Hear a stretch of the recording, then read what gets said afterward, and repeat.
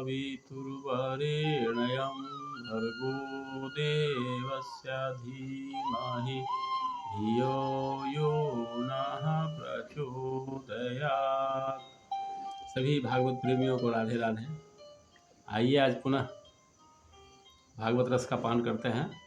हम लोग बड़ी सुंदर कथा का श्रवण कर रहे हैं। नारद जी ने भगवान का जो इतनी सारे पत्नियों के साथ समय बिताते हैं, कैसे समय बिताते हैं, कैसे रहते हैं, इसको उन्होंने बहुत करीब से देखा। उसके बाद हमने जाना कि भगवान की नित्य चर्चा क्या थी। भगवान प्रतिदिन ब्रह्म मुहूर्त वेला में उठते, अपने स्वरूप का ध्यान करते, फिर गायत्री का जप करते, गाय का दान करते, हवन करते, तर्पण करते। वे प्रतिदिन 13,084 गाय को सजा करके दान करते ब्राह्मणों को। 13,084। अब सोचिए उस समय कितनी गायें थी उस ज़माने में। ये सब करने के बाद वे विभिन्न महलों से निकल करके एक साथ निकलते और फिर एक स्वरूप होकर के सुधर्मा सभा में प्रवेश करते।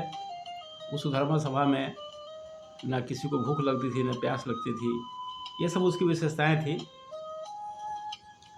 एक दिन सुधर्मा सभा में जब वे बैठे थे, यहाँ से आगे हम सुनते हैं, तो एक व्यक्ति वहाँ पर आया। जरासंध के कैद खाने में बंद 20,000 राजाओं का प्रतिनिधि। जरासंध ने उसको गिरफ्तार कर लिया था, सबको कैद कर लिया उसने, क्योंकि उसके दिग्विजय के समय उन राजाओं ने उसके सामने सर नहीं झुकाया था अपना। देखिए क्या स्थिति थी जरासंध की। केवल सिर नहीं झुकाने के चलते उसने 20,000 राजाओं को कैद कर लिया था। उनके प्रतिनिधि उनका दुखड़ा वर्णन करने के लिए वह व्यक्ति सभा में आया और सारी बातें सुनाई। ये भी कहा कि ये सभी बहुत ज़्यादा वहाँ कैद खाने में कष्ट भोग रहे हैं, आप उनका कल्याण कीजिए, तो ये सब आपका दर्शन करना चाहते हैं। भगवान कृष्ण ने बड़े गौर से उनकी बातें सुनी और उनके जो दुख तकलीफ था इसको उन्होंने महसूस किया। उसी समय सुधर्मा सभा में नारद जी आए। नारद जी को तो अधिकार था, भगवान से कभी भी किसी से भी समय कहीं भी मिल लेते थे। तो जब सुधर्मा सभा में नारद जी आए तो भगवान ने उनका स्वागत सत्कार किया, पूजा की और तीनों लोगों का हाल समाचार पूछा। कहा कि नारद जी आप तो हमेशा भ्रमण करते रहते हैं, तीनों लोगों में आपकी आवाज़ यात्रा होती रहती है, तो सब कुशल मंगल है ना। तो नारद जी ने कहा कि आप सब कुछ जानते हुए भी मुझसे पूछ रहे हैं, यही तो आपकी माया है। मैं कई बार आपकी माया का शिकार हो चुका हूँ, फिर भी जब आपका आदेश है तो मैं बताता हूँ आपको। और इसके साथ उन्होंने यह भी पूछा कि पांडव इस समय क्या चाह रहे हैं। नारद जी से भगवान ने पूछा। तो नारद जी तो कहे कि भाई सब आप जानते ही हैं, फिर भी आपका आदेश है तो मैं इसका पालन करता हूँ, सब कुशल मंगल है। और युधिष्ठिर इस समय राजसूय यज्ञ करना चाह रहे हैं। अब सोचिए कि राजसूय यज्ञ कोई राजा क्यों करता है। जब भगवान स्वयं उनके घर पर हों, उनके सगे संबंधी हों, हमेशा भगवान का दर्शन करता हो, तो जो व्यक्ति भगवत प्राप्त है उसको किसी यज्ञ की क्या आवश्यकता है, क्योंकि सभी यज्ञों के भोक्ता तो श्री कृष्ण है। फिर भी राजसूय यज्ञ करना चाह रहे थे युधिष्ठिर। क्यों कि उस समय दूर दूर के राजा लोग उस यज्ञ में आएंगे और सबको भगवान का दर्शन का लाभ मिलेगा। ये उनकी मंशा यही थी।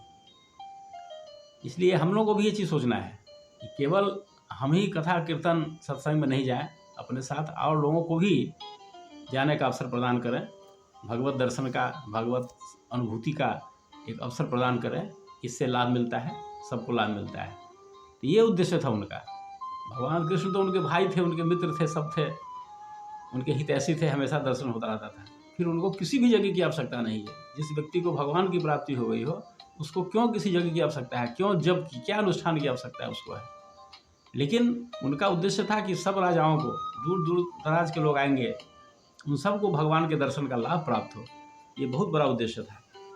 लेकिन नारद जी का ये कहना वहाँ पर उपस्थित सभासदों को पसंद नहीं आया। इसलिए कि उनकी इच्छा थी कि पहले जरासंध पर विजय प्राप्त किया जाए, जरासंध के राज्य पर आक्रमण किया जाए और जरासंध को पहले परास्त करके उस पर विजय हो, उसके बाद राजसूय यज्ञ होना चाहिए।